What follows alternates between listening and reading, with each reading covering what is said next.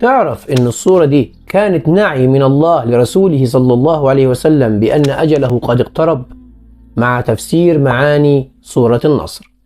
لكن في الأول ما تنساش تدعمنا بلايكك الجميل وتشير الفيديو علشان غيرك يستفيد، فالدال على الخير كفاعله.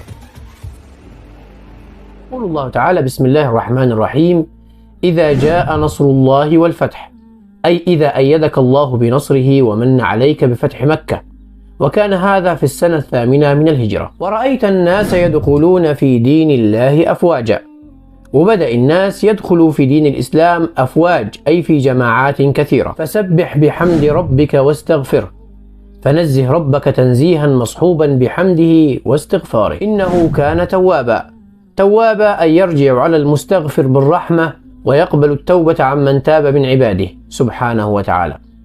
وسورة النصر هي نعي للنبي صلى الله عليه وسلم بأن أجله قد اقترب، وكما فسر ذلك عبد الله بن عباس رضي الله عنهما، وذلك بأن الله أكرم نبيه بفتح مكة، وبدأ الناس يدخلون في دين الله جماعات في أفواج، فقد بلغ الرسالة وأدى الأمانة صلى الله عليه وسلم.